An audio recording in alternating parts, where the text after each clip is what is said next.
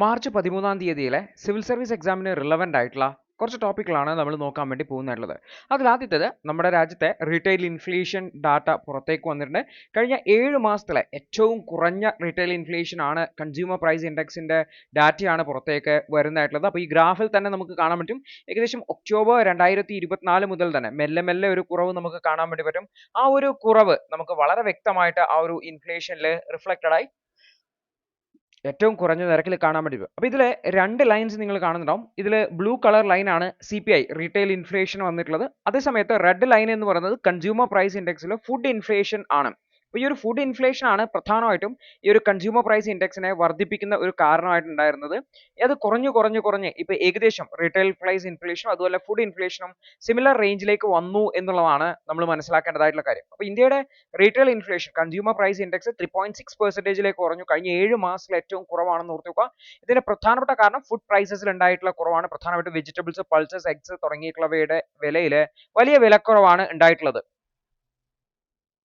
ജനുവരി 2025 ഈ ഒരു retail inflation 4.26% ആണെങ്കിൽ അത് ഓൾമോസ്റ്റ് 1%ന്റെ അടുത്ത് കുറഞ്ഞതായിട്ട് ഒരു 0.6-ന് മേലെ 0.7-ന് മേലെ കുറഞ്ഞതായിട്ട് നമുക്ക് കാണാൻ വേണ്ടി വരും. കഴിഞ്ഞ 4 മാസമായിട്ട് കണ്ടിന്യൂസ് ആയിട്ട് ഇത് കുറഞ്ഞു വരികയാണ്. അപ്പോൾ ഇൻഫ്ലേഷൻ റേറ്റ് എന്ന് പറയുന്നത് റിസർവ് ബാങ്കിന്റെ കൺട്രോൾ ലിമിറ്റ്, അതായത് 4 ± 2 എന്നുള്ളതാണ് RBIയുടെ, അതായത് 2% to 6%-ന് ഇടയിൽ കൺട്രോൾ ചെയ്യണതാണ്. അതിൽ മീഡിയൻ ടാർഗറ്റ് 4% ആണ്. അപ്പോൾ ഈ RBIയുടെ ടാർഗറ്റ് ആയിട്ടുള്ള 4%-ന്റെ താഴേക്ക് വന്നു എന്ന് പറയുന്നത് RBI അടുത്ത മാസം റിപ്പോ റേറ്റ് 0.25% അല്ലെങ്കിൽ 25 ബേസിസ് പോയിന്റ് കട്ട് ചെയ്യാൻ സാധ്യതയുണ്ട് എന്നുള്ളതിന്റെ ഒരു ഇൻഡിക്കേഷൻ ആയിട്ട് കാണാവുന്നതാണ്. അപ്പോൾ ഫുഡ് ഇൻഫ്ലേഷൻ എന്ന് പറയുന്നത് 3.75%-ലേക്ക് കുറഞ്ഞിട്ടുണ്ട്.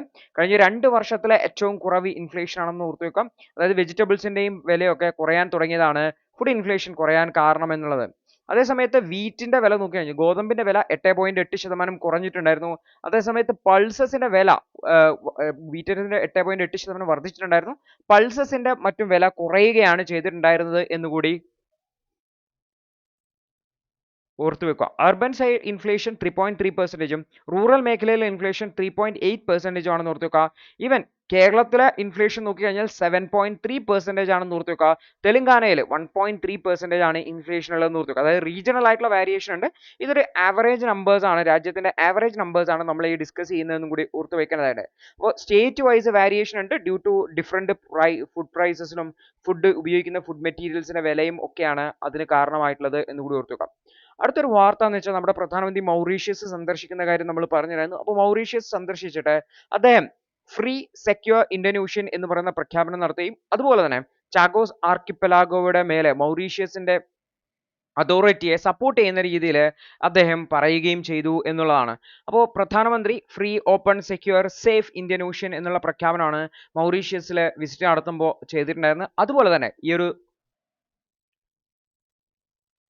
ചാഗോസ് ആർക്കിപ്പലാഗോയുടെ മുകളിൽ മൗറീഷ്യസിന്റെ സോവറിനിറ്റിയെ ഇന്ത്യ സപ്പോർട്ട് ചെയ്യുകയും ചെയ്തു എന്നുള്ളതാണ്. ആർക്കിപ്പലാഗോ എന്ന് പറഞ്ഞു കഴിഞ്ഞാൽ നമുക്കൊരു ഗ്രൂപ്പ് ഓഫ് ഐലൻഡ്സ് എന്ന് വിളിക്കാം. ഒരുപാട് ദ്വീപുകളുടെ ഒരു കൂട്ടത്തിനെയാണ് നമ്മൾ ആർക്കിപ്പലാഗോ എന്ന് വിളിക്കുന്നതായിട്ടുള്ളത്. അപ്പോൾ ചാഗോസ് ആർക്കിപ്പലാഗോ എന്ന് പറഞ്ഞു കഴിഞ്ഞാൽ ഇന്ത്യൻ ഓഷ്യനിൽ ലൊക്കേറ്റ് ചെയ്തിട്ടുള്ള ഗ്രൂപ്പ് ഓഫ് ഐലൻഡ്സ് ആണ്. ഏകദേശം 58ഓളം ഐലൻഡുകളുണ്ട്. ഇത് മാലദ്വീപ്സ്, ഇവിടെയാണ് മാലദ്വീപ്സ് കാണുന്നത്. മാലദ്വീപ്സിന് സൗത്ത് ആയിട്ട് 500 കിലോമീറ്റർ സൗത്ത് ആയിട്ടാണ് ഇത് ലൊക്കേറ്റ് ചെയ്തിട്ടുള്ളത്. ഇന്ത്യൻ ഓഷ്യനിൽ ലൊക്കേറ്റ് ചെയ്തിട്ടുള്ള ദ്വീപ് സമൂഹമാണെന്ന് ഓർത്തു വെക്കാം.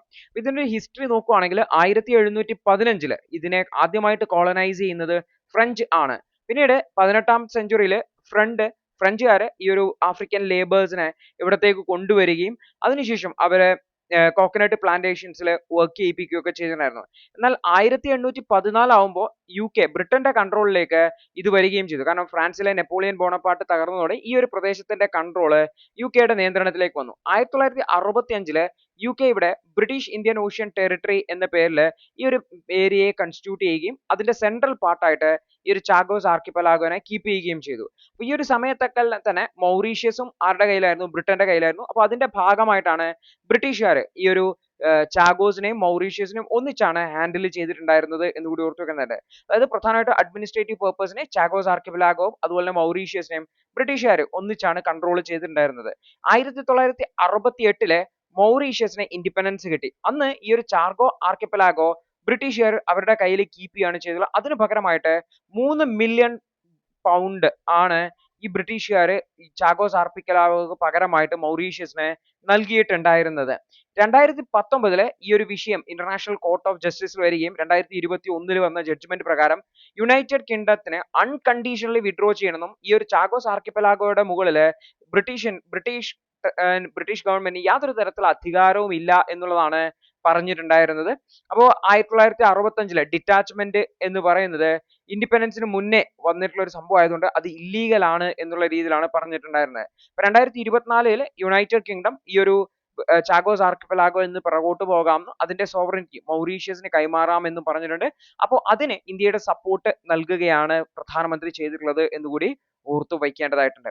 അടുത്തൊരു വാർത്ത എന്ന് പറഞ്ഞാൽ ഇലക്ഷൻ കമ്മീഷൻ പൊളിറ്റിക്കൽ പാർട്ടീസുമായി ചേർന്നുകൊണ്ട് ഇലക്ടോറൽ ഡിസ്പ്യൂട്ടുകളെ സോൾവ് ചെയ്യാൻ വേണ്ടി ശ്രമിക്കുന്നു എന്നുള്ള വാർത്തകൾ വന്നിട്ടായിരുന്നു. പ്രത്യേകിച്ചും ഡ്യൂപ്ലിക്കേസിയുമായി ബന്ധപ്പെട്ട വിഷയത്തിലൊക്കെ അഡ്രസ് ചെയ്യാൻ വേണ്ടി ശ്രമിക്കുന്നുണ്ട്. അപ്പോൾ അതുമായി ബന്ധപ്പെട്ട് വന്നിട്ടുള്ള എഡിറ്റോറിയൽ ആണ്. അപ്പോൾ എന്താണ് പുതിയതായിട്ട് തെരഞ്ഞെടുത്ത ഇലക്ഷൻ കമ്മീഷണേഴ്സ് ചെയ്യാൻ ശ്രമിക്കുന്നത് എന്നാണ് നമ്മൾ നോക്കാൻ വേണ്ടി പോകുന്നത്. ഇലക്ഷൻ കമ്മീഷൻ ഓഫ് ഇന്ത്യ വിവിധ പൊളിറ്റിക്കൽ പാർട്ടി റെപ്രസെന്റേറ്റീവ്സുമായിട്ട് മീറ്റ് ചെയ്യുകയാണ്. പ്രത്യേകിച്ചും നമ്മുടെ രാജ്യത്തെ ഇലക്ടോറൽ പ്രോസസ്സിനെ ഇലക്ഷൻ പ്രോസസ്സിനെ കുറച്ചുകൂടി ബെറ്റർമെന്റ് ചെയ്യുന്നതിന് വേണ്ടിയും ഓപ്പോസിഷന്റെ ഭാഗത്തുനിന്നുള്ള വിവിധ കംപ്ലൈന്റുകളെ അഡ്രസ് ചെയ്യുന്നതിന് വേണ്ടിയിട്ടാണ് ഇത്തരത്തിലുള്ള ഒരു മൂവ് വന്നിട്ടുള്ളത്.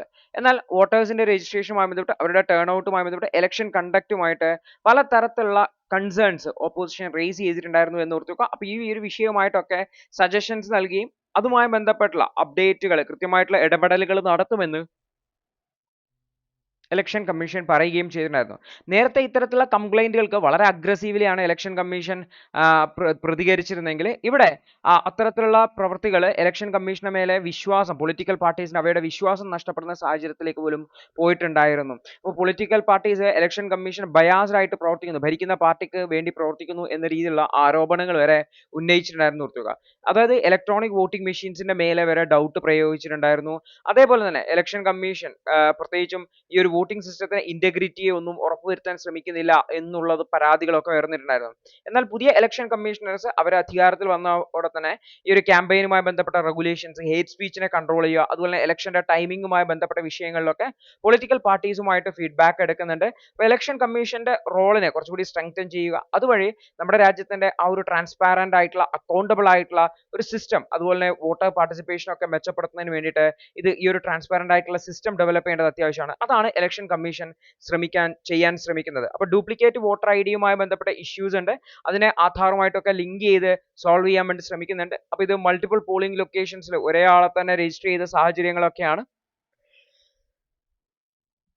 അതിനെ ഇലക്ഷൻ കമ്മീഷൻ അഡ്രസ് ചെയ്യാൻ വേണ്ടി ശ്രമിക്കുന്നുണ്ട്. അതുവരെ വളരെ ഫെയർ ആയിട്ടുള്ള ഇലക്ഷൻസ് കൊണ്ടുവരുന്നതിന് വേണ്ടിയും റൂളിംഗ് പാർട്ടിക്ക്, ഭരിക്കുന്ന പാർട്ടിക്ക് അഡീഷണൽ അഡ്വാൻറ്റേജസ് കിട്ടുന്നത് ഒഴിവാക്കുന്നതിന് വേണ്ടിയിട്ടുള്ള ശ്രമങ്ങൾ നടത്തും എന്നുള്ളതാണ്. അപ്പോൾ പൊളിറ്റിക്കൽ പാർട്ടീസ് കൃത്യമായിട്ട് ഇലക്ഷൻ കമ്മീഷനുമായിട്ട് കമ്മ്യൂണിക്കേറ്റ് ചെയ്യേണ്ടതായിട്ട്, കൃത്യമായിട്ടുള്ള ഇന്ററാക്ഷൻസിലൂടെ കൃത്യമായിട്ടുള്ള ഇൻഫർമേഷൻ ഷെയർ ചെയ്യുകയും അതുവഴി നമ്മുടെ രാജ്യത്തെ ഇലക്ടോറൽ പ്രോസസ്സിനെ കുറെ കൂടി സ്മൂത്ത് ആക്കി ഫെയർ ആയി ഇക്വിറ്റബിൾ ആയിട്ട് നടത്താൻ വേണ്ടി പറ്റും എന്നുകൂടി ഓർത്തു വയ്ക്കേണ്ടതായിട്ടുണ്ട്. അടുത്തൊരു വാർത്ത എന്ന് പറഞ്ഞു കഴിഞ്ഞാൽ ഡെവലപ്മെന്റ് റാങ്കിങ്ങുകളുമായി ബന്ധപ്പെട്ട ഇഷ്യൂ ആണ്. പലപ്പോഴും നമ്മൾ ഡെവലപ്മെന്റ് റാങ്കിങ് എന്ന് പറയുമ്പോൾ സ്റ്റാൻഡേർഡ് ഓഫ് ലിവിങ്ങിന്റെ മെച്ചപ്പെടലിനെ കുറിച്ചിട്ടാണ് ഡിസ്കസ് ചെയ്യാറുള്ളത്. അതായത് ബെറ്റർ ആയിട്ടുള്ള ഭക്ഷണം കിട്ടുക, ബെറ്റർ ആയിട്ടുള്ള താമസ സൗകര്യങ്ങൾ, ബെറ്റർ ആയിട്ടുള്ള എഡ്യൂക്കേഷൻ എന്നുള്ളത്. പക്ഷെ അവിടെ ക്ലൈമറ്റ് റിലേറ്റഡ് ആയിട്ടുള്ള ഇമ്പാക്റ്റുകളെ കൃത്യമായിട്ട് പരിഗണിക്കുന്നില്ല എന്നുള്ളതാണ് ഓതേഴ്സ് ഹൈലൈറ്റ് ചെയ്യുന്നുള്ളത്. ഉദാഹരണത്തിന് അമേരിക്ക ഹൈലി ഡെവലപ്ഡ് ആയിട്ടുള്ള കൺട്രിയാണ്. അമേരിക്കയിലെ കാലിഫോർണിയയിൽ റീസെന്റ് ആയിട്ടുള്ള ഒരു കാട്ടുതീ ഉണ്ടായിരുന്നു, വൈൽഡ് ഫയർ ഉണ്ടായിരുന്നു. ആ വൈൽഡ് ഫയറിൽ ഏകദേശം 250 ബില്യൺ US$ ഡാമേജ് ആണ് ഉണ്ടായിട്ടുള്ളത്. അപ്പോൾ വിവിധ ഡെവലപ്മെന്റുകൾ കൊണ്ടുവന്ന് ആ ഡെവലപ്മെന്റൽ മോഡലുകളുടെ ഒരു നെഗറ്റീവ് ഇമ്പാക്റ്റ് ആണ് നമ്മൾ ഇവിടെ കണ്ടിട്ടുള്ളത്, പ്രത്യേകിച്ചും വെൽത്തി ആയിട്ടുള്ള നാഷൻസിൽ. അതായത് എല്ലാ നാഷൻസും US പോലെ റിസോഴ്സസ് കൺസ്യൂം ചെയ്യുകയാണെങ്കിൽ, അല്ലെങ്കിൽ യൂറോപ്യൻ യൂണിയനെ പോലെ കൺസ്യൂം ചെയ്യുകയാണെങ്കിൽ ഈ ഒരു ഭൂമിയെ നമുക്ക് മതിയാവില്ല നമ്മുടെ ലൈഫ് സ്റ്റൈൽ കീപ്പ് ചെയ്യാൻ എന്നുള്ളതാണ് ഓതർ ഹൈലൈറ്റ് ചെയ്യുന്നുള്ളത്. ഇത് പ്രധാനമായിട്ടും നമ്മളൊരു രാജ്യത്തിന്റെ സ്ഥിതി മനസ്സിലാക്കുന്നത് ഹ്യൂമൻ ഡെവലപ്മെന്റ് ഇൻഡെക്സ് ഒക്കെ ഉപയോഗിച്ചാണ്. ഹ്യൂമൻ ഡെവലപ്മെന്റ് ഇൻഡെക്സ് എന്ന് പറഞ്ഞാൽ പ്രധാനമായിട്ടും ലൈഫ് എക്സ്പെക്ടൻസി, എത്ര വയസ്സ് വരെ ജീവിക്കുന്നു, എത്രമാത്രം എഡ്യൂക്കേഷൻ കിട്ടുന്നു, അവരുടെ ഇൻകം എത്രയുണ്ട് തുടങ്ങിയിട്ടുള്ള കാര്യങ്ങളാണ്. എൻവയോൺമെന്റൽ റിലേറ്റഡ് ആയിട്ടുള്ള ഈ ഒരു ലൈഫ് എക്സ്പെക്ടൻസി വർദ്ധിപ്പിക്കാൻ വേണ്ടിയിട്ട്, എഡ്യൂക്കേഷൻ നൽകാൻ വേണ്ടിയിട്ട്, അല്ലെങ്കിൽ ഇൻകം നൽകാൻ വേണ്ടിയിട്ട് അത് എൻവയോൺമെന്റിനെ എത്രമാത്രം ബാധിക്കുന്നു, ഇമ്പാക്റ്റ് ഉണ്ടാക്കുന്നു എന്നുള്ളത് പരിശോധനയിൽ വരുന്നില്ല എന്നുള്ളതാണ്. ഉദാഹരണത്തിന് അയർലൻഡും നോർവേ ഒക്കെയാണ് HDL ഹ്യൂമൻ ഡെവലപ്മെന്റ് ഇൻഡെക്സിൽ ടോപ്പിൽ നിൽക്കുന്നതെങ്കിൽ ഏറ്റവും കൂടുതൽ കൺസ്യൂം ചെയ്യുന്നതും ഏറ്റവും കൂടുതൽ പൊല്യൂട്ടർ ആയിട്ടുള്ള രാജ്യങ്ങളും ഇവയൊക്കെ തന്നെയാണ് എന്നുള്ളതാണ്. അപ്പോൾ ഇതിനെ മോഡിഫൈ ചെയ്തുകൊണ്ട് modified planetary pressures adjusted HDI ആണ് കുറച്ചുകൂടി ബെറ്റർ ആയിട്ടുള്ള ഒരു മെഷർ എന്നാണ് ഓദർ പറയുന്നത്. അതായത് ഹ്യൂമൻ ഡെവലപ്മെന്റ് ഇൻഡെക്സിന്റെ കൂടെ തന്നെ അവരുണ്ടാക്കിയ പ്ലാനറ്ററി പ്രഷർ അവർ എർത്തിനെ എത്രമാത്രം അത് നെഗറ്റീവായിട്ട് ബാധിച്ചിട്ടുണ്ട് എന്നുകൂടി അതിന്റെ എൻവയോൺമെന്റൽ ഇമ്പാക്റ്റ് കൂടി ഇതിലേക്ക് ഇൻകോർപ്പറേറ്റ് ചെയ്യുക, അതുവഴി ഫോൾസ് ആയിട്ടുള്ള പ്രോഗ്രസ് കാണിക്കാതിരിക്കുക എന്നുള്ളതാണ് ഓദർ സജസ്റ്റ് ചെയ്യുന്നതായിട്ടുള്ളത്. പ്രധാനമായിട്ടും മിഡിൽ ഇൻകം കൺട്രീസ് ഒക്കെ സസ്റ്റൈനബിൾ ആയിട്ടുള്ള മോഡൽസ് കൊണ്ടുവരാൻ, ഉദാഹരണത്തിന് കോസ്റ്റാറിക്ക അല്ലെങ്കിൽ ശ്രീലങ്കയൊക്കെ ഹൈ ലിവിംഗ് സ്റ്റാൻഡേർഡ് കൊണ്ടുവരാൻ വേണ്ടി ശ്രമിച്ചിട്ടുണ്ട് without over burdening the climate planet അല്ലെങ്കിൽ വിത്തൗട്ട് അഫക്റ്റിംഗ് ദ ക്ലൈമറ്റ് എന്നുള്ളതാണ്. അപ്പോൾ കോസ്റ്റാറിക്ക അവർ പ്രധാനമായിട്ടും അവരുടെ ഡെവലപ്മെന്റ് എൻവയോൺമെന്റൽ പ്രൊട്ടക്ഷന്റെ കൂടെ പ്രത്യേകിച്ച് റിന്യൂവബിൾ എനർജിയിൽ കൂടുതൽ ഡിപ്പെൻഡ് ചെയ്ത് ഫോറസ്റ്റ് കൺസർവേഷൻ ഒക്കെ ഫോക്കസ് ചെയ്തിട്ടാണ് ചെയ്യുന്നതായിട്ടുള്ളത്. അതേസമയത്ത് ശ്രീലങ്ക സ്ട്രോങ് ആയിട്ടുള്ള സോഷ്യൽ പ്രോഗ്രസ് അച്ചീവ് ചെയ്തിട്ടുണ്ടെങ്കിൽ പോലും സസ്റ്റൈനബിൾ ഡെവലപ്മെന്റിൽ അവർ പ്രോഗ്രസ് ഉണ്ടാക്കിയിട്ടുണ്ട്. പക്ഷെ അവരുടെ സോഷ്യോ പൊളിറ്റിക്കൽ സ്റ്റെബിലിറ്റി കുറച്ചൊരു കൺസേണിങ് ആണ് എന്നുള്ളതാണ്. അപ്പോൾ ഇന്ത്യ ഈ ഒരു രാജ്യങ്ങളെ പോലെ മിമിക് ചെയ്യേണ്ട ആവശ്യങ്ങളൊന്നുമില്ല. അതായത് വലിയ വലിയ രാജ്യങ്ങളെ പോലെ കൺസംഷൻ വർദ്ധിപ്പിക്കുകയോ അല്ലെങ്കിൽ ഈ രാജ്യങ്ങളെ പോലെ പൂർണ്ണമായിട്ടും നമ്മൾ എമിഷൻ ഇല്ലാതാക്കുകയോ ചെയ്യേണ്ടതല്ല. നമ്മുടെ രാജ്യത്ത് ലാർജ് പോപ്പുലേഷൻ ഉണ്ട്, ലിമിറ്റഡ് ആയിട്ടുള്ള റിസോഴ്സ് ഉണ്ട്, പക്ഷെ നമ്മൾ കൃത്യമായിട്ട് യൂട്ടിലൈസ് ചെയ്യേണ്ടതായിട്ടുണ്ട് എന്നുള്ളതാണ്. അപ്പോൾ നമ്മുടെ ഡെവലപ്മെന്റൽ മോഡലുകൾ പ്രത്യേകിച്ചും എക്കോളജിക്കൽ ബൗണ്ടറീസിനെ കൂടി പരിഗണിക്കുന്നതായിരിക്കണം. നമ്മുടെ ഗോൾസ് സോഷ്യോ എൻവയോൺമെന്റൽ ജസ്റ്റിസ് ഉറപ്പുവരുത്തിക്കൊണ്ട് വേണം നമ്മൾ ഡെവലപ്മെന്റൽ നടത്താനുള്ളത് എന്നാണ് പറയുന്നത്. അപ്പോൾ സസ്റ്റൈനബിലിറ്റിയും അതുപോലെ തന്നെ ഡിഗ്നിറ്റിയും ഒക്കെ ആയിരിക്കണം പ്രധാനപ്പെട്ട ഫോക്കസ് ആയിട്ടുള്ളത്. ജസ്റ്റ് GDP ഗ്രോത്തോ അല്ലെങ്കിൽ ഹ്യൂമൻ ഡെവലപ്മെന്റ് ഇൻഡെക്സിൽ ഉണ്ടാകുന്ന റാങ്കിങ്ങിലോ ഒന്നും തന്നെ വലിയ ഫോക്കസ് കൊടുത്തിട്ട് കാര്യമില്ല. അത് എൻവയോൺമെന്റുമായിട്ട് ലിങ്ക് ചെയ്തിട്ട് വേണം ഇന്ത്യ മുന്നോട്ട് പോകാൻ എന്നാണ് ഓദർ പറയുന്നതായിട്ടുള്ളത്. അടുത്തൊരു വാർത്ത എന്ന് പറയുന്നത് ഇന്ത്യയും ശ്രീലങ്കയും തമ്മിലുള്ള ഫിഷർമാൻ ഡിസ്പ്യൂട്ടിനെ സംബന്ധിച്ചാണ്. ഇപ്പോൾ ഈ ഒരു ടോപ്പിക് നമ്മൾ ഓൾറെഡി ഡിസ്കസ് ചെയ്തിട്ടുണ്ട്, പക്ഷേ ഇത് വീണ്ടും വീണ്ടും ആവർത്തിക്കുന്നുണ്ട്. അതുപോലെ തന്നെ ഇത് ലോങ് പെൻഡിങ് ആയിട്ടുള്ള ഒരു ഇഷ്യൂ ആണെന്ന് ഓർത്ത് വെക്കുക. അപ്പോൾ ശ്രീലങ്കയുടെ leader of the house Bimal Ratnayake അദ്ദേഹം തമിഴ്നാടിനോടും ഇന്ത്യയോടും ഇല്ലീഗൽ ആയിട്ടുള്ള ഫിഷിംഗ് ശ്രീലങ്കൻ വാട്ടറിൽ ഇന്ത്യക്കാർ പോയിട്ട് ഫിഷ് ചെയ്യുന്നതിനെ ഇമ്മീഡിയറ്റ് ആയിട്ട് നിർത്തണം എന്ന് ആവശ്യപ്പെട്ടിട്ടുണ്ട്. പ്രത്യേകിച്ചും തമിഴ് സ്പീക്കിംഗ് ഫിഷർമാൻ, ശ്രീലങ്കയിലുള്ള തമിഴ് സ്പീക്കിംഗ് ഫിഷർമാൻസിനെ അവരുടെ ലൈവ്ലിഹുഡ് ജീവിതമാർഗത്തെ സംരക്ഷിക്കുന്നതിന് വേണ്ടിയിട്ടാണ് അദ്ദേഹം ഇത്ര ആവശ്യമായി വന്നിട്ടുള്ളത്. ഓർത്ത് വെക്കുക, ഇന്ത്യയും ശ്രീലങ്കയും തമ്മിലുള്ള ഫിഷിംഗ് ഡിസ്പ്യൂട്ട് അതുപോലെ തന്നെ എൻവയോൺമെന്റൽ കൺസേണുമായി ബന്ധപ്പെട്ട ഡിസ്പ്യൂട്ട് ലോങ് സ്റ്റാൻഡിംഗ് ആണെന്ന് ഓർത്ത് വെക്കേണ്ടതാണ്. പ്രത്യേകിച്ചും ബോട്ടം ട്രോളിംഗ് എന്ന് പറയുന്ന ഫിഷിംഗ് മെത്തേഡ്, അതായത് നമ്മുടെ കടലിന്റെ ബെഡ് വരെ പോയിട്ട് മൊത്തം കോരിയെടുത്ത് കൊണ്ടുപോകുന്ന ഒരു ഫിഷിംഗ് മെത്തേഡാണ് ബോട്ടം ട്രോളിംഗ് എന്ന് പറയുന്നത്. ഇത് ഇന്ത്യൻ ഫിഷർമാൻസ് ചെയ്യാറുണ്ട്. ഇത് അവിടുത്തെ മറൈൻ ഇക്കോസിസ്റ്റത്തെ ഡാമേജ് ചെയ്യുന്നുവെന്നും ശ്രീലങ്കൻ ഫിഷർമാൻസിനും ഫിഷിനെ കിട്ടുന്നില്ല എന്നുമാണ് പരാതി വരുന്നതായിട്ടുള്ളത്. അപ്പോൾ ഇതൊരു ഇക്കണോമിക് ഇംബാലൻസിന് കാരണമാവുന്നുണ്ട് ശ്രീലങ്കയിലെ ട്രഡീഷണൽ ഫിഷർമാൻസിനും തമിഴ്നാടുവിലെ വെൽത്തിയർ ആയിട്ടുള്ള ഈ ഒരു ബോട്ടം ട്രോളിംഗ് ചെയ്യുന്ന ഫിഷർമാൻസും തമ്മിൽ. അപ്പോൾ ഇന്ത്യൻ ഫിഷർമാൻസിനെ പ്രധാനപ്പെട്ട ഇഷ്യൂ എന്ന് പറഞ്ഞു കഴിഞ്ഞാൽ ഫിഷിംഗ് ഏരിയാസ് തമിഴ്നാട് മേഖലയിൽ വളരെ ലിമിറ്റഡ് ആണ് എന്നുള്ളതാണ്. ഡീപ് സീ ഫിഷിംഗ് എന്ന് പറഞ്ഞാൽ വളരെ കോസ്റ്റ്ലി ആണ് എന്നുള്ളത് കൊണ്ട് തന്നെ ഇവർ ഈ ഒരു ട്രഡീഷണൽ ഫിഷർമാൻസ് ഒന്നും ഡീപ് സീ ഫിഷിങ്ങിന് പോകാൻ വേണ്ടി പറ്റില്ല. അവർ മിക്കവാറും ഈ ഒരു ഏരിയയിൽ തന്നെയാണ് ഫിഷിംഗ് ചെയ്യാറുള്ളത്. അപ്പോൾ പാക് ബേയിൽ ഡീപ് സീ ഫിഷിംഗ് സ്കീം കൊണ്ടുവന്നിട്ടുണ്ടെങ്കിലും അത് ഇന്നെഫക്റ്റീവ് ആണ്. പ്രത്യേകിച്ചും 2017 അത് ലോഞ്ച് ചെയ്യാൻ തുടങ്ങിയിട്ടുണ്ട് എന്നുണ്ടെങ്കിലും പ്രധാനമന്ത്രി മത്സ്യസമ്പദ് യോജന പോലുള്ള പദ്ധതികൾ കൊണ്ടുവന്നിട്ട് സസ്റ്റൈനബിൾ ആയിട്ടുള്ള ഫിഷിംഗ് പ്രാക്ടീസസ് കർഷകർക്ക് അല്ലെങ്കിൽ ഫിഷർമാൻസിന് കൊടുക്കാൻ വേണ്ടി ശ്രമിച്ചിട്ടുണ്ടെങ്കിൽ പോലും അത് പാക് ബേ സ്കീമുമായിട്ടൊന്നും ബെറ്റർ ആയിട്ട് ഇന്റഗ്രേറ്റ് ചെയ്തിട്ടില്ല എന്നുള്ളത് ഡീപ് സീ ഫിഷിങ്ങിന് വേണ്ടിയിട്ട് ഇന്ത്യക്കാർക്ക് യൂസ്ഫുൾ ആവുന്നില്ല എന്നുള്ളതാണ്. അപ്പോൾ ഈ ഒരു വിഷയത്തിൽ ഇന്ത്യക്കാർക്ക് ഗവൺമെന്റിന്റെ പദ്ധതികൾ പ്രത്യേകിച്ചും പ്രധാനമന്ത്രി മത്സ്യസമ്പദ് യോജന പോലുള്ള ഫിഷർമാൻ കമ്മ്യൂണിറ്റിയെ സപ്പോർട്ട് ചെയ്യുന്നതിന് വേണ്ടിയുള്ള സ്കീമുകൾ ഇത്തരത്തിലുള്ള ഡീപ് സീ ഫിഷിങ്ങിന് വേണ്ടിയിട്ടുള്ളതുമായിട്ട് ഇന്റഗ്രേറ്റ് ചെയ്ത് അത് ഫിഷർമാൻസിനെ കാപ്പബിൾ ആക്കി ആവശ്യമായിട്ടുള്ള ട്രെയിനിങ്ങുകൾ എക്യുപ്മെന്റുകൾ നൽകുക എന്നുള്ളതാണ്. അതേപോലെ തന്നെ ഇന്ത്യയും ശ്രീലങ്കയും ഈ ഒരു വിഷയം കൃത്യമായിട്ട് ചർച്ച ചെയ്ത് സൊല്യൂഷൻ കണ്ടെത്തുക എന്നുള്ളതാണ്. അപ്പോൾ ശ്രീലങ്കൻ ഗവൺമെന്റ് ഇപ്പോൾ അതിന് പ്രയോറിറ്റി കൊടുക്കുന്നുണ്ട്. അതുപോലെ തന്നെ ഈ ഒരു പ്രധാനമന്ത്രി ഏപ്രിലിൽ ശ്രീലങ്ക സന്ദർശിക്കുന്ന കാര്യം നമ്മൾ പറഞ്ഞു. ആ ഒരു സമയത്ത് ഇത് കൃത്യമായിട്ട് ചർച്ച ചെയ്ത് സൊല്യൂഷൻ കണ്ടെത്താവുന്നതാണ് എന്നുള്ളതാണ്. അടുത്തൊരു വാർത്ത, ഓൺലൈൻ ഗെയിമിംഗ് സെക്ടറിനെ ഗവൺമെന്റ് ഒരു ഗാംബ്ലിംഗ് ആയിട്ടാണ് കാണുന്നത്. എന്നിട്ട് ഈവൻ ദോ സുപ്രീം കോടതിയുടെയും മറ്റുമൊക്കെ വിധിയുണ്ട് ഇതിനെ ഗാംബ്ലിംഗ് ആയിട്ട് കാണരുത്, അത് സ്കിൽ ബേസ്ഡ് ആയിട്ടുള്ള ഗെയിമുകളൊക്കെ ഉണ്ട് എന്നുള്ളത്. പക്ഷേ സ്റ്റിൽ അതിനെ ഒരു ഗാംബ്ലിംഗ് ആയിട്ട് കണ്ട് വലിയ നികുതിയൊക്കെ ചുമത്തി അതിനെ തകർക്കുന്ന സാഹചര്യമാണുള്ളത് എന്നാണ് ഓദർ പറയുന്നത്. അപ്പോൾ ഈ ഒരു ഓൺലൈൻ ഗെയിമിംഗ് സെക്ടർ, അതിന്റെ ഇമ്പോർട്ടൻസ്, അതിന്റെ നിലവിലത്തെ സാഹചര്യം എന്നിവയാണ് ഓദർ ഹൈലൈറ്റ് ചെയ്യുന്നത്. എക്കണോമിക് സർവേ 24-25 ഗവൺമെന്റിന്റെ ഡീൽ റെഗുലേഷൻ പ്രോസസ്സിനെ ആക്സലറേറ്റ് ചെയ്യുന്നതിന് വേണ്ടി ആവശ്യപ്പെട്ടിട്ടുണ്ട്. അതായത് ഗവൺമെന്റ് ബിസിനസ്സുകളിൽ കാര്യമായിട്ട് ഇടപെടാതിരിക്കുക എന്നതാണ്. ഡീറെഗുലേഷൻ എന്ന് പറഞ്ഞു കഴിഞ്ഞാൽ ഗവൺമെന്റ് ബിസിനസ് ആക്ടിവിറ്റീസിൽ അൺനെസസറി ആയിട്ട് ഇടപെടുന്നത് ഒഴിവാക്കുക എന്നുള്ളതാണ്. ബിസിനസ്സുകൾക്ക് സ്വതന്ത്രമായിട്ട് പ്രവർത്തിക്കാൻ പറ്റുന്ന ഒരു സാഹചര്യം ക്രിയേറ്റ് ചെയ്യുക എന്നുള്ളതാണ് ഡീറെഗുലേഷൻ കൊണ്ട് ഉദ്ദേശിക്കുന്നതായിട്ടുള്ളത്.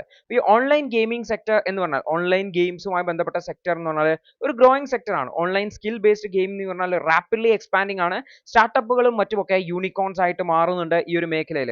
മാർക്കറ്റ് ഓപ്പർച്യൂണിറ്റി നോക്കി കഴിഞ്ഞാൽ ഇന്ത്യയിൽ 650 മില്യൺ സ്മാർട്ട് ഫോൺ യൂസേഴ്സ് ഉണ്ട്. അതായത് 65 കോടി സ്മാർട്ട് ഫോൺ യൂസേഴ്സ് ഉണ്ട്. ഇതിൽ ഭൂരിഭാഗം യങ് പോപ്പുലേഷൻ ആണ്. അതുകൊണ്ട് തന്നെ ഓൺലൈൻ ഗെയിമിംഗിൽ യങ് പോപ്പുലേഷൻ വളരെയധികം ഉള്ള ഒരു രാജ്യം എന്ന രീതിയിൽ നമ്മുടെ രാജ്യത്തിന് വലിയ ഗ്രോത്ത് ഉണ്ടാവും. നിലവിൽ 2023 33,000 കോടിയാണ് ഈ ഒരു സെക്ടറിന്റെ ടോട്ടൽ ഏർണിംഗ് പൊട്ടൻഷ്യൽ ആയിട്ട് വാല്യുവേഷൻ ആയിട്ട് കണക്കാക്കിയിട്ടുള്ളത്. ഇത് 2028 അടുത്ത 5 വർഷത്തിനുള്ളിൽ ഓൾമോസ്റ്റ് ഡബിൾ ആവും. 66% 66,000 കോടിയിലേക്ക് എത്തും. അതായത് ഒരു വർഷം 14.5% CAGR growth compounded annual growth റേറ്റിൽ വളരും എന്നുള്ള രീതിയിലാണ് എക്കണോമിക് ഇമ്പാക്ട് പറയുന്നതായിട്ടുള്ളത്. ഇതിന്റെ ഭാഗമായിട്ട് ഒരുപാട് തൊഴിലുകളും ക്രിയേറ്റ് ചെയ്യും. ഓൾറെഡി ഈ ഒരു മേഖല 2 ലക്ഷത്തിലധികം തൊഴിലുകൾ ക്രിയേറ്റ് ചെയ്യുന്നുണ്ട്. ഇത് കൂടാതെ ഏകദേശം ഒരു 2 ലക്ഷം മുതൽ 3 ലക്ഷം വരെ തൊഴിലുകൾ വരെ വീണ്ടും അടുത്ത 5 വർഷത്തിൽ ക്രിയേറ്റ് ചെയ്യും എന്നാണ് പറയുന്നത്. പക്ഷേ ഈ ഒരു സെക്ടറിനെ, ഈ ഒരു പൊട്ടൻഷ്യൽ ഉള്ള, ഈ ഒരു ജോബ് ക്രിയേഷൻ പൊട്ടൻഷ്യൽ ഉള്ള ഈ ഒരു സെക്ടറിനെ ഗവൺമെന്റ് വളരെ ഒരു ഗാംബ്ലിംഗ് ആയിട്ടാണ് കാണുന്നത്. ഉദാഹരണത്തിന് ഓൺലൈൻ ഗാംബ്ലിങ്ങിനും മറ്റുമൊക്കെ ഉൾപ്പെടുത്തുന്ന പോലെ 28% GST ആണ് ഈ ഒരു സെക്ടറിന്റെ മേലെയും ചുമത്തിയിട്ടുള്ളത് എന്ന് ഓർത്ത് വെക്കുക. അതുപോലെ തന്നെ പല ലീഗൽ ഇഷ്യൂസും ഉണ്ട്. കാരണം പല സ്റ്റേറ്റ്സും ഓൺലൈൻ ഗെയിമിങ്ങിനെ ബാൻ ചെയ്തിട്ടുണ്ട്. കാരണം ഇതിനൊരു ഗാംബ്ലിംഗ് ആയിട്ടാണ് കൺസേൺ ചെയ്തിട്ടുള്ളത്. പലപ്പോഴും കോടതികൾ ഇതിൽ ഇടപെട്ടിട്ട് ഇത് സ്കിൽ ബേസ്ഡ് ആയിട്ടുള്ള ഗെയിംസ് ലീഗൽ ആണ് എന്ന് പറഞ്ഞിട്ടുണ്ടെങ്കിൽ പോലും പല സംസ്ഥാനങ്ങളും ഇതിനെ അനുവദിക്കുന്നില്ല എന്നുള്ളതാണ്. അതേപോലെ തന്നെ ഹൈ ടാക്സ് ബേർഡൻ വരുത്തുന്നത് ചെറിയ ചെറിയ സ്റ്റാർട്ടപ്പുകളെയും മറ്റുമൊക്കെ ബാങ്ക്രപ്റ്റ് ചെയ്യാനും വലിയ കടക്കെണിയിലേക്ക് കൊണ്ടുപോകാനും കാരണമാകും എന്നുള്ളതാണ്. അതുകൊണ്ട് തന്നെ ഇതിന്റെ പാരലലി ഇല്ലീഗൽ ആയിട്ടുള്ള ഗാംബ്ലിംഗ് സ്റ്റാർട്ട് ചെയ്യും എന്നുള്ളതാണ്. അപ്പൊ ഈ ഒരു സെക്ടറിനെ പ്രൊട്ടക്ട് ചെയ്യേണ്ടത് അത്യാവശ്യമാണ്. അതിന്റെ ഗ്രോത്തിന് ഗവൺമെന്റിന്റെ സപ്പോർട്ട് നൽകുക അത്യാവശ്യമാണ്. അതിനൊന്നും ചെയ്യാൻ പറ്റുക GST റേഷണലൈസ് ചെയ്യുക എന്നുള്ളതാണ്. ഇതിനെ എൻകറേജ് ചെയ്യുന്ന രീതിയിൽ, ഈ ഒരു സെക്ടറിന്റെ ഗ്രോത്തിന് വേണ്ടി സപ്പോർട്ട് ചെയ്യുന്ന രീതിയിൽ ഗവൺമെന്റിന് GST കുറവ് വരുത്താം. അതുപോലെ തന്നെ ഫ്രെയിംവർക്ക്, ക്രിയേറ്റ് ഫ്രെയിംവർക്കുകൾ കൊണ്ടുവരിക. അതായത് ഓൺലൈൻ ഗെയിമിംഗ് ഇൻഡസ്ട്രിയെ പരസ്പരം സഹകരിച്ചുകൊണ്ട് ഗെയിമുകൾ ഡെവലപ്പ് ചെയ്യുന്നതിന് വേണ്ടിയിട്ടുള്ള ഒരു സിറ്റുവേഷൻ ഉണ്ടാക്കുക, കൃത്യമായിട്ടുള്ള റെഗുലേറ്ററി ഫ്രെയിംവർക്ക് കൊണ്ടുവരിക എന്നുള്ളതാണ്. അതേപോലെ തന്നെ മുൻകാല പ്രാബല്യത്തോടെ GST നൽകണം എന്നൊക്കെ പറയുന്ന ആവശ്യങ്ങൾ ഗവൺമെന്റ് റിട്രോസ്പെക്റ്റീവ് ഇഫക്റ്റിലൂടെ GST ആവശ്യപ്പെടുന്ന സാഹചര്യങ്ങളുണ്ട്. അത്തരത്തിലുള്ള അൺനെസസറി ആയിട്ടുള്ള ലീഗൽ ഹേർഡിൽസ് ഒഴിവാക്കാൻ വേണ്ടി ശ്രമിക്കുക. ഈ ഒരു സെക്ടറിന്റെ ഗ്രോത്തിന് വേണ്ടിയിട്ടുള്ള സപ്പോർട്ട് ഗവൺമെന്റിന്റെ ഭാഗത്ത് നിന്ന് കൊണ്ടുവരിക എന്നുള്ളതാണ് ചെയ്യേണ്ടതായിട്ടുള്ളത് എന്നുള്ളതാണ്. അടുത്തൊരു വാർത്ത, മോഡുലാർ ന്യൂക്ലിയർ റിയാക്ടേഴ്സിന്റെ ഡിസൈൻ കംപ്ലീറ്റ് ആയിട്ടുണ്ട്. അതിന്റെ നിർമ്മാണ പ്രവർത്തനങ്ങൾ ഉടനെ ആരംഭിക്കും എന്നുള്ളതാണ് നമുക്ക് സെൻട്രൽ ഗവൺമെന്റിന്റെ ഭാഗത്ത് നിന്ന് ഉണ്ടാവുന്ന പ്രഖ്യാപനം എന്ന് പറഞ്ഞാൽ അടുത്ത 60 മുതൽ 72 മാസം മുതൽ, അതായത് 5 മുതൽ 6 വർഷം കൊണ്ട് നമ്മുടെ രാജ്യത്ത് ഈ ഒരു സ്മോൾ മോഡുലാർ റിയാക്ടേഴ്സ് കമ്മീഷൻ ചെയ്യാൻ പറ്റും എന്നാണ് പറയുന്നത്. അപ്പോൾ ഈ ഒരു concept design stage Bharat small modular റിയാക്ടേഴ്സിൻ്റെത് കംപ്ലീറ്റഡ് ആയിട്ടുണ്ട്. അതിന്റെ അപ്രൂവലിന് വേണ്ടി വെയിറ്റ് ചെയ്യാണ് എന്നാണ് പറയുന്നത്. ഇത് അപ്രൂവൽ കിട്ടിക്കഴിഞ്ഞാൽ ഏകദേശം 60 മുതൽ 72 മാസത്തിനുള്ളിൽ, അതായത് 5 മുതൽ 6 വർഷത്തിനുള്ളിൽ പ്രൊജക്ട് കംപ്ലീറ്റ് ആവും എന്നാണ് പറയുന്നത്. നമ്മുടെ ഫിനാൻസ് മിനിസ്റ്റർ ആയിട്ടുള്ള നിർമ്മല സീതാരാമൻ 2024 ഈ ഒരു പ്രൈവറ്റ് സെക്ടറുമായിട്ട് കൊലാബറേറ്റ് ചെയ്തുകൊണ്ട് ഇത്തരത്തിലുള്ള ഭാരത് സ്മോൾ മോഡുലാർ റിയാക്ടേഴ്സ് ഉണ്ടാക്കുന്നതിനെ കുറിച്ചും അതിന്റെ റിസർച്ചിന് വേണ്ടിയിട്ടൊക്കെയുള്ള പ്രഖ്യാപനങ്ങൾ നടത്തിയിട്ടുണ്ടായിരുന്നു. ഇന്ത്യയുടെ പുതിയ ന്യൂക്ലിയർ ടെക്നോളജീസ് ഡെവലപ്പ് ചെയ്യുന്നതിനെ കുറിച്ചുള്ള പ്രഖ്യാപനങ്ങളായിരുന്നു എന്ന് ഓർത്ത് വെക്കുക. അപ്പോൾ 2033 കൂടിയിട്ട് ഈ ഒരു first BSMR Bharat small modular reactors setup ചെയ്യുന്നതിനെ കുറിച്ചാണ് ഗവൺമെന്റ് പ്ലാൻ ചെയ്യുന്നത്. ഇതിന് വേണ്ടിയിട്ട് 20,000 കോടി അലോക്കേറ്റ് ചെയ്തിട്ടുണ്ട്. 2047 കൂടി നമ്മുടെ രാജ്യത്തെ ന്യൂക്ലിയർ പവർ കപ്പാസിറ്റി എന്ന് പറയുന്നത് 100 ഗിഗാവാട്ടിലേക്ക് എത്തിക്കുക എന്നുള്ള ടാർഗറ്റ് കൂടി ഗവൺമെന്റിന്റെ ഭാഗത്തുനിന്നുണ്ട് എന്നുകൂടി ഓർത്ത് വെക്കുക. അപ്പൊ എന്താണ് ഈ ഒരു ഭാരത് സ്മോൾ മോഡുലാർ റിയാക്ടർ എന്ന് പറഞ്ഞു കഴിഞ്ഞാൽ? അതായത് നിലവിൽ ഉപയോഗിക്കുന്ന പ്രഷറൈസ്ഡ് ഹെവി വാട്ടർ റിയാക്ടേഴ്സിനെ, ന്യൂക്ലിയർ റിയാക്ടേഴ്സിന്റെ മറ്റൊരു മോഡിഫൈഡ് വേർഷൻ ആണ് എന്നുകൂടി ഓർത്ത് വെക്കുന്നത്. 200 മെഗാവാട്ട് മാത്രമാണ് ഇതിന് കപ്പാസിറ്റി ഉണ്ടാവുക എന്നുള്ളതാണ്. അപ്പൊ ഇതില് സ്ലൈറ്റ്ലി എൻറിച്ച്ഡ് ആയിട്ടുള്ള യുറേനിയം ഫ്യൂൽ ആണ് യൂസ് ചെയ്യുക. ഈ fuel Bhabha atomic research centre develop ചെയ്യുന്നുണ്ട് ന്യൂക്ലിയർ പവർ കോർപ്പറേഷൻ ഓഫ് ഇന്ത്യയുടെ സഹകരണത്തോട് കൂടിയിട്ട്. ഇതിനാവശ്യമായിട്ടുള്ള എക്യുപ്മെന്റുകളും കോമ്പോണന്റുകളും ഒക്കെ ഡൊമസ്റ്റിക് ന്യൂക്ലിയർ വെൻഡേഴ്സ് ഉപയോഗിച്ചുകൊണ്ട് ഡിപ്പാർട്ട്മെന്റ് ഓഫ് അറ്റോമിക് എനർജിയുടെ കീഴിലാണ് മാനുഫാക്ചർ ചെയ്യുന്നത് എന്നുകൂടി ഓർത്ത് വെക്കുക. ക്രിട്ടിക്കൽ ആയിട്ടുള്ള കുറച്ച് കോമ്പോണന്റുകൾ ഇവ മാത്രം പ്രൈവറ്റ് വെൻഡേഴ്സിൽ നിന്ന് പ്രൊക്യൂർ ചെയ്യും. ഉദാഹരണത്തിന് ലോ അലോയ് സ്റ്റീൽ ഫോർജിങ്സും മറ്റുമൊക്കെ റിയാക്ടർ പ്രഷർ വെസൽസ് ഉണ്ടാക്കുന്നതിന് വേണ്ടിയിട്ട്. അപ്പോൾ ഈ ഒരു BSMR എന്ന് പറയുന്നത് എനർജി ഇൻറ്റൻസീവ് ആയിട്ടുള്ള ഇൻഡസ്ട്രീസ്, സ്റ്റീല്, അലുമിനിയം, സിമെന്റ് തുടങ്ങിയിട്ടുള്ള ഇൻഡസ്ട്രീസിന് ഒരുപാട് എനർജി വേണം. പ്രധാനമായിട്ടും നിലവിൽ ഒരു കോള് അല്ലെങ്കിൽ ഡീസലൊക്കെ ഉപയോഗിച്ചുകൊണ്ടാണ് പ്രവർത്തിക്കുന്നതായിട്ടുള്ളത്. അതിന് വേണ്ടിയിട്ട് എനർജി പ്രൊഡ്യൂസ് ചെയ്യുന്നതിന് വേണ്ടിയിട്ടാണ് ഉപയോഗിക്കുന്നത്. അതുവഴി നമുക്ക് തെർമൽ പവർ പ്ലാന്റുകളുടെ ഡിപ്പെൻഡൻസി കുറക്കാൻ പറ്റും, ഡീകമ്മീഷനിങ് ചെയ്യാൻ പറ്റും എന്നാണ് കരുതുന്നിട്ടുള്ളത്. അതേപോലെ തന്നെ റിമോട്ട് ഏരിയാസിലേക്ക് ഇലക്ട്രിസിറ്റി പ്രൊവൈഡ് ചെയ്യാനും ഇത്തരത്തിലുള്ള ഭാരത് സ്മോൾ മോഡുലാർ റിയാക്ടേഴ്സ് സഹായിക്കും എന്നുള്ളതാണ്. അപ്പോൾ ഇത് പ്രഷറൈസ്ഡ് വാട്ടർ റിയാക്ടേഴ്സ് ടെക്നോളജി തന്നെയാണ് യൂസ് ചെയ്യുക വിത്ത് സേഫ്റ്റി ഫീച്ചേഴ്സ്, അതുപോലെ തന്നെ വ്യത്യസ്തമായിട്ടുള്ള എഞ്ചിനീയർഡ് സേഫ്റ്റി സിസ്റ്റംസ് ഉപയോഗിച്ചുകൊണ്ടാണ് ചെയ്യുന്നത് എന്നുകൂടി ഓർത്ത് വെക്കണം.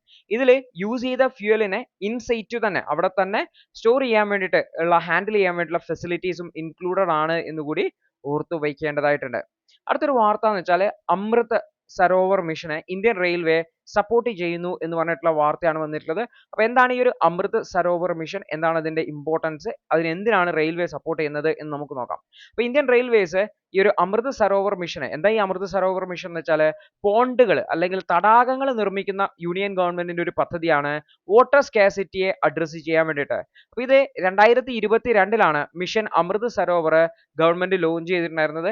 ഇന്ത്യയിൽ 75 ഓരോ ജില്ലകളിലും ഒരു പോണ്ട് എന്ന നിലയിൽ 75 പോണ്ടുകൾ ക്രിയേറ്റ് ചെയ്യുക എന്നുള്ളതാണ്. അപ്പോൾ 2024 കണക്ക് പ്രകാരം ഇതിൽ ഒരു ജില്ലയിൽ 75 പോണ്ട് വെച്ച് ക്രിയേറ്റ് ചെയ്യുക എന്നുള്ളതാണ്. 68,000 പോണ്ടുകൾ ക്രിയേറ്റ് ചെയ്തിട്ടുണ്ട് എന്നുള്ളതാണ്. അതുവഴി സർഫസ് അതുപോലെ തന്നെ ഗ്രൗണ്ട് വാട്ടർ അവൈലബിലിറ്റി ഉറപ്പുവരുത്താൻ പറ്റിയിട്ടുണ്ടെന്നാണ്. അപ്പോൾ ഇതിന്റെ ഫേസ് 2 മിഷൻ പ്രധാനമായിട്ടും ഈ ഒരു കമ്മ്യൂണിറ്റി പാർട്ടിസിപ്പേഷനോട് കൂടിയിട്ട് വെള്ളത്തിന്റെ ലഭ്യത ഉറപ്പുവരുത്തുക, ക്ലൈമറ്റ് റെസിലിയൻസ് അതുപോലെ തന്നെ എക്കോളജിക്കൽ ബാലൻസിന് ആവശ്യമായിട്ടുള്ള സപ്പോർട്ട് നൽകുക എന്നുള്ളതാണ്. അപ്പോൾ ഇവിടെ ഡീസിൽട്ടേഷന് വേണ്ടിയിട്ട്, എക്സ്കവേഷന് വേണ്ടിയിട്ട്, അതുപോലെ തന്നെ പുതിയ വാട്ടർ ബോഡീസ് റെയിൽവേ സ്റ്റേഷന് സമീപത്ത് ക്രിയേറ്റ് ചെയ്യാൻ വേണ്ടിയിട്ട് അല്ലെങ്കിൽ റെയിൽവേ ലൈൻസിന്റെ സമീപത്ത് ക്രിയേറ്റ് ചെയ്യാൻ വേണ്ടിയിട്ട് ഇന്ത്യൻ റെയിൽവേ സഹായിക്കും എന്നാണ് പറഞ്ഞിട്ടുള്ളത്.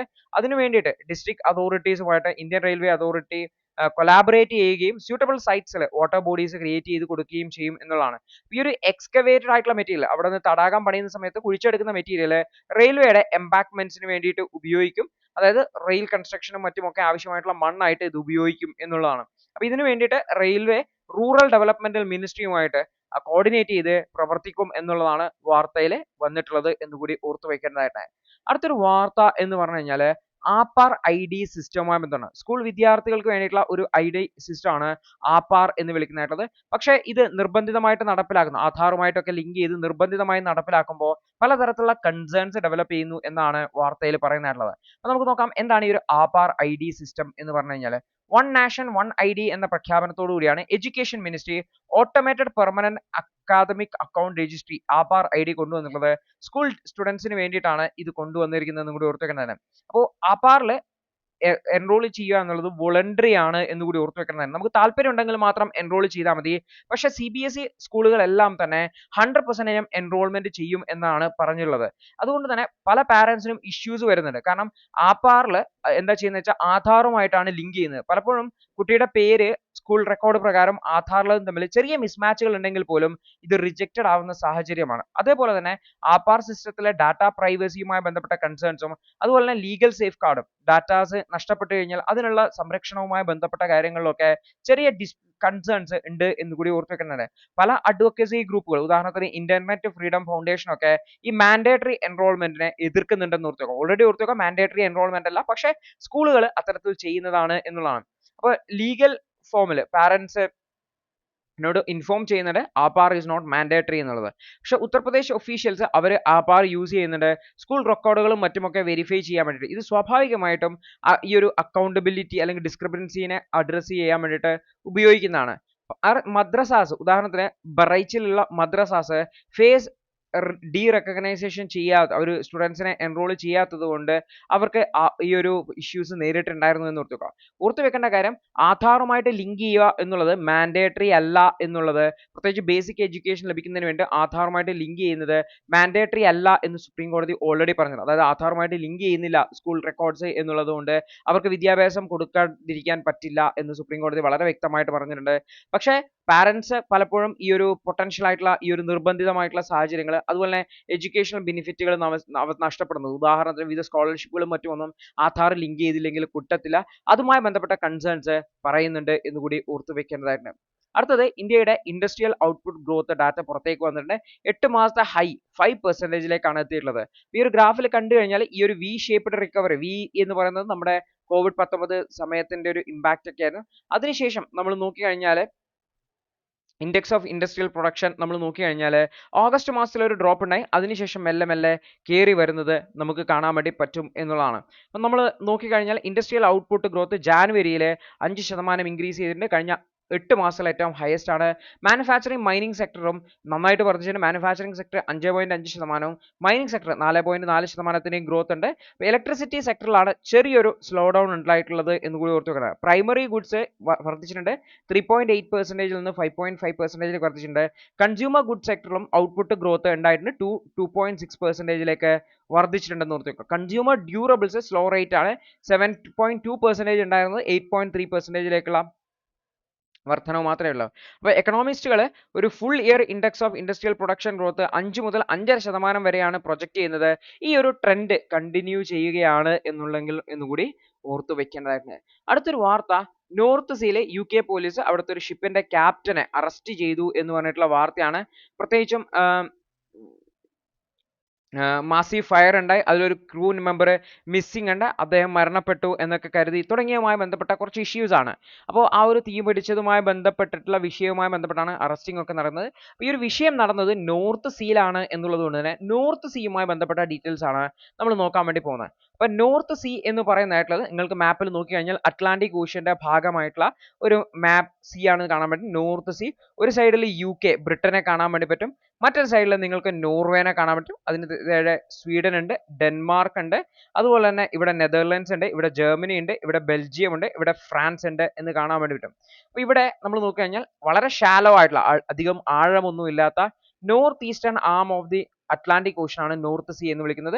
ഒരു സൈഡിൽ ബ്രിട്ടീഷ് ഐൽസ് ആണ്, മറ്റൊരു സൈഡിൽ മെയിൻലാൻഡ് നോർത്ത് വെസ്റ്റ് യൂറോപ്പ് ആണ് ലൊക്കേറ്റ് ചെയ്തിട്ടുള്ളത്. ഇത് അറ്റ്ലാന്റിക് ഓഷനുമായിട്ട് കണക്ട് ചെയ്തിട്ടുണ്ട് സ്ട്രെയിറ്റ് ഓഫ് ഡോവർ വഴി. സ്ട്രെയിറ്റ് ഓഫ് ഡോവർ ഇവിടെയാണ് കാണാൻ പറ്റുക. സ്ട്രെയിറ്റ് ഓഫ് ഡോവർ വഴി ഇംഗ്ലീഷ് ചാനലിലേക്ക് കണക്ട് ചെയ്യുന്നു, ഇംഗ്ലീഷ് ചാനൽ വഴി അത് അറ്റ്ലാന്റിക് ഓഷനിലേക്ക് കണക്ട് ചെയ്യുന്നു എന്നുള്ളതാണ്. മറ്റൊരു സൈഡിൽ നമ്മൾ നോക്കി കഴിഞ്ഞാൽ ഇവിടെ ബാൾട്ടിക് സീ കാണാൻ പറ്റും. ബാൾട്ടിക് സീയുമായിട്ട് ഈ ഒരു സ്കേഗ്രാക്ക് സ്ട്രെയിറ്റ് വഴി, അതുപോലെ തന്നെ കാറ്റഗാട്ട് ബേ വഴി ഇതെന്ത് ചെയ്യാണ്, ബാൾട്ടിക് സീയുമായിട്ടും കണക്ട് ചെയ്യുന്നുണ്ട് എന്നുകൂടി ഓർത്തു വെക്കേണ്ടതാണ്. മുകൾ ഭാഗത്ത് നോർവീജിയൻ സീ കാണാൻ പറ്റും. അപ്പോൾ ഇവിടുത്തെ ഏറ്റവും ഡീപ്പസ്റ്റ് പോയിന്റിനാണ് നോർവീജിയൻ ട്രെഞ്ച് എന്ന രീതിയിൽ വിളിക്കുന്നത്. 725 മീറ്റർ ആണ് ആഴമായിട്ടുള്ളത്. അപ്പോൾ ഇതിന്റെ അതിർത്തി ബോർഡർ കൺട്രീസ് ഏതൊക്കെയാണെന്ന് നോക്കിയാൽ യുണൈറ്റഡ് കിങ്ഡത്തെ കാണാൻ പറ്റും, നോർവേയെ കാണാൻ വേണ്ടി പറ്റും, അതുപോലെ തന്നെ ഡെൻമാർക്കിനെ കാണാൻ വേണ്ടി പറ്റും, സ്വീഡനുമായിട്ട് പ്രോപ്പർ ആയിട്ടുള്ള ബോർഡർ ഇല്ല, ജർമ്മനിയെ കാണാൻ പറ്റും, നെതർലൻഡ്സിനെ കാണാൻ പറ്റും, ബെൽജിയത്തിനെയും ഫ്രാൻസിനെയും കാണാൻ പറ്റും എന്നുകൂടി ഓർത്തു വെക്കേണ്ടതായിട്ടുണ്ട്. ഓർത്തു വെക്കേണ്ട ഇവിടെ ഒരു പ്രധാനപ്പെട്ട കാര്യം എന്ന് വെച്ചാൽ സ്വീഡനുമായിട്ട് ഡയറക്റ്റ് കണക്ടിവിറ്റി ഇവിടെ ഇല്ല എന്നുള്ളത് ഒന്ന് ഓർത്തു വെക്കേണ്ടതായിട്ടുണ്ട്. ഏതൊക്കെയാണ് അതിർത്തി രാജ്യങ്ങൾ നോക്കുക, പ്രധാനപ്പെട്ടതാണ്. ഇത്തരം ചോദ്യങ്ങൾ UPSC ചോദിക്കാറുണ്ട്. UK ഉണ്ട്, നോർവേ ഉണ്ട്, ഡെൻമാർക്ക് ഉണ്ട്, ജർമ്മനി ഉണ്ട്, നെതർലൻഡ്സ് ഉണ്ട്, ബെൽജിയം ഉണ്ട്, ഫ്രാൻസ് ഉണ്ട്. ഇത്രയും രാജ്യങ്ങളാണ് അതിർത്തി പങ്കിടുന്നത് എന്ന് ഓർത്ത് വെക്കുക. ഈ ഒരു പ്രദേശം വളരെയധികം എക്കണോമിക് ഇമ്പോർട്ടൻസ് ഉള്ള പ്രദേശമാണ് നോർത്ത് സീ എന്ന് പറയുന്നതായിട്ടുള്ളത്. ഒന്ന് പ്രധാനപ്പെട്ട ഒരു ട്രേഡ് റൂട്ടാണ് UK സ്കാൻഡിനേവിയൻ കൺട്രീസിലേക്കും മെയിൻലാൻഡ് യൂറോപ്പിലേക്കും പോകുന്നത്. 1958 ജനീവ കൺവെൻഷൻ പ്രകാരം കോണ്ടിനെന്റ് ഷെൽഫ് എസ്റ്റാബ്ലിഷ് ചെയ്തു. ഇവിടെ നോർത്ത് സീയിലെ അഡ്ജസന്റ് ആയിട്ടുള്ള രാജ്യങ്ങൾക്ക് അവരുടെ ഡ്രില്ലിങ്ങിന് വേണ്ടിയിട്ടുള്ള റിസോഴ്സ് എക്സ്പ്ലോറേഷന് വേണ്ടിയിട്ടുള്ള അവകാശമുണ്ട്. അപ്പോൾ നോർത്ത് സീ എന്ന് പറഞ്ഞാൽ rich in oil and gas ആണ്, അതായത് ഒരുപാട് ഓഫ് ഷോർ ഡ്രില്ലുകളൊക്കെ ലൊക്കേറ്റ് ചെയ്യുന്ന ഒരു പ്രദേശമാണ് നോർത്ത് സീ എന്നുകൂടി ഓർത്തു വെക്കേണ്ടതായിട്ടുണ്ട്. അടുത്തത് സസ്റ്റൈനബിൾ ആയിട്ടുള്ള കൺസ്ട്രക്ഷന് വേണ്ടിയിട്ട് മൈസീലിയം ബ്രിക്കുകൾ യൂസ് ചെയ്യാം എന്നുള്ളതാണ്. അപ്പോൾ നിലവിലുള്ള ബ്രിക്കുകളിൽ നിന്ന് വ്യത്യസ്തമായിട്ട് മൈസീലിയം ബ്രിക്സിന്റെ അഡ്വാൻറ്റേജ് എന്തൊക്കെയാണെന്ന് നമുക്ക് നോക്കാം. അപ്പോൾ കൺസ്ട്രക്ഷൻ ഇൻഡസ്ട്രി ഇപ്പോൾ പലപ്പോഴും കാർബൺ ഫുട് പ്രിന്റ് കുറക്കാവുന്ന, അതായത് കാർബൺ എമിഷൻ കുറക്കുന്ന രീതിയിലുള്ള പ്രൊഡക്റ്റുകൾ യൂസ് ചെയ്യാനാണ് ശ്രമിക്കുന്നതായിട്ടുള്ളത്, പ്രത്യേകിച്ചും ക്ലൈമറ്റ് ചേഞ്ചുമായിട്ട് അഡാപ്റ്റ് ചെയ്യുന്നതിന് വേണ്ടിയിട്ട്. അപ്പോൾ ഫയർഡ് ക്ലേ ബ്രിക്സ് നമ്മൾ നോർമലി ഉപയോഗിക്കുന്ന ഇഷ്ടികകൾ ഇതെന്ന് വെച്ചാൽ 300 മില്യൺ ടൺ CO2 ആണ് ഒരു വർഷം എമിറ്റ് ചെയ്യുന്നതായിട്ടുള്ളത്. അതുകൊണ്ട് തന്നെ മൈസീലിയം പോലുള്ള ബ്രിക്കുകളാണ് ആൾട്ടർനേറ്റീവ് സൊല്യൂഷൻസ് ആയിട്ട് പ്രപ്പോസ് ചെയ്യുന്നത്. മൈസീലിയം എന്ന് പറഞ്ഞു കഴിഞ്ഞാൽ ഫംഗൽ ഫിലമെന്റുകൾ ഉപയോഗിച്ചുകൊണ്ട് ക്രിയേറ്റ് ചെയ്യുന്നതാണ്.